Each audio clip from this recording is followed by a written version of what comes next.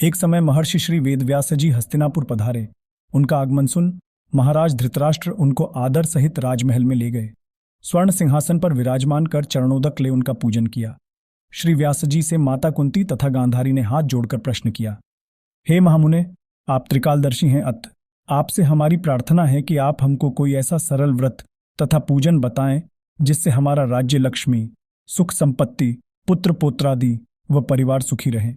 इतना सुन श्री वेद व्यास जी कहने लगे, हम एक ऐसे व्रत का पूजन व वर्णन कहते हैं जिससे सदा लक्ष्मी जी का निवास होकर सुख समृद्धि की वृद्धि होती है। यह श्री महालक्ष्मी जी का व्रत है जिसे प्रतिवर्ष आश्विन कृष्ण अष्टमी को विधिवत किया जाता है। महामुने, इस व्रत की विधि हमें विस्तार पूर्वक बताने की कृपा करें। तब व्यास जी बोले, हे देवी, यह व्रत भाद्रपद शुक्ल अष्टमी से प्रारंभ किया जाता है।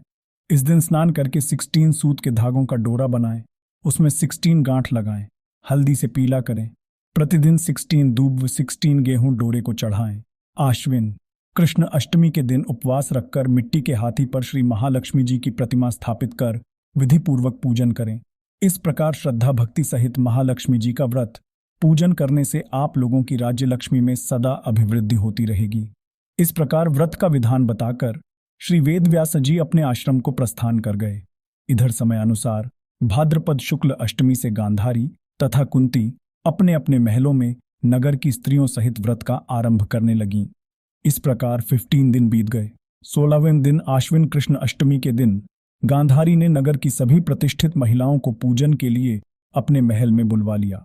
माता कुंती के यहाँ कोई भी महिला पूजन के लिए नहीं आई। साथ ही माता कुंती को भी गांधारी ने नहीं बुलाया। ऐसा करने से माता कुंती ने अपना बड़ा अपमान समझा।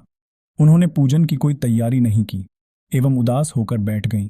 जब पांचों पांडव युधिष्ठिर, अर्जुन, भीम, नकुल और सहदेव महल में आए तो कुंती को उदास देखकर पूछा, हे माता, आप इस प्रकार उदास क्यों हैं?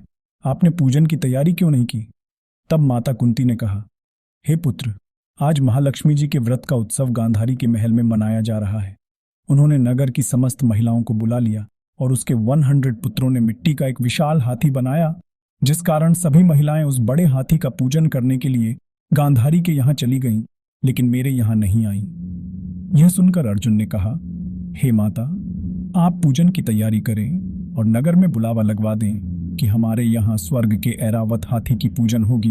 इधर माता कुंती ने नगर में ढिंढोरा पिटवा दिया और पूजा की विशाल तैयारी होने लगी। उधर अर्जुन ने बाण के द्वारा स्वर्ग से ऐरावत हाथी को बुला लिया। इधर सारे नगर में शोर मच गया कि कुंती के महल में स्वर्ग से इंद्र का ऐरावत हाथी पृथ्वी पर उतारकर पूजा जाएगा। समाचार को सुनकर नगर के सभी नर नारी, बालक एवं वृद्धों की भीड़ एकत्र होने लगी। उधर गांधारी के महल में हलचल मच गई। वहां एकत्र हुई सभी महिलाएं अपनी अपनी थालियां लेकर कुंती के महल की ओर जाने लगीं। देखते ही देखते कुंती का सारा महल ठसाठस भर गया। माता कुंती ने ऐरावत को खड़ा करने हेतु अनेक रंगों के चौक पुरवाकर नवीन रेशमी वस्त्र बिछवा दिए। नगरवासी स्वागत की तैयारी में फूलमाला, अबीर, गुलाल, केशर हाथों में लिए पंक्तिबद्ध खड़े थे। जब स्वर्ग से ऐरावत हाथी पृथ्वी पर उतरने लगा तो उसके आभूषणों की ध्वनि गूंजने लगी। ऐरावत के दर्शन होते ही जय जयकार के नारे लगने लगे। सायंकाल के समय इंद्र का भेजा हुआ हाथी ऐरावत माता कुंती के भवन के चौक में उतर आया। तब सब नर नारियों ने पुष्पमाला, अबीर, गुलाल, केशर आदि सुगंधित पदार्थ चढ़ाकर उसका स्वागत किया। राज्य पुरोहित द्वारा ऐरावत पर महालक्ष्मी जी की मूर्ति स्थापित करके वेद मंत्रोच्चारण द्वारा पूजन किया गया। नगरवासियों ने भी महालक्ष्मी पूजन किया। फिर अनेक प्रकार के पकवान लेकर ऐरावत को खिलाए और यमुना का जल उसे पिलाया गया। राज्य पुरोहित द्वारा स्वस्ति वाचन करके महिलाओं द्वारा महालक्ष्मी का पूजन कराया गया। 16 गांठों वाला डोरा लक्ष्मी जी को चढ़ाकर अपने अपने हाथों में बांध लिया।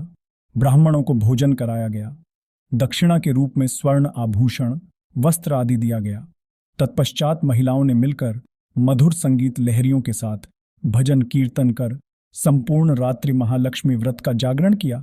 दूसरे दिन प्रातः राज्य पुरोहित द्वारा वेद मंत्रोच्चार के साथ जलाशय में महालक्ष्मी जी की मूर्ति का विसर्जन किया गया।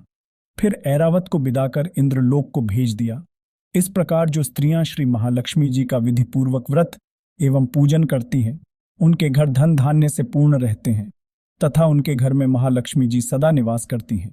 अगर आपको मेरी वीडियो अच्छी लगी हो तो ऐसे ही और वीडियो देखने के लिए इस चैनल को लाइक और सब्सक्राइब करें। और बेल आइकॉन को दबाना ना भूलें ताकि आप मेरी वीडियो सबसे पहले देख पाएं।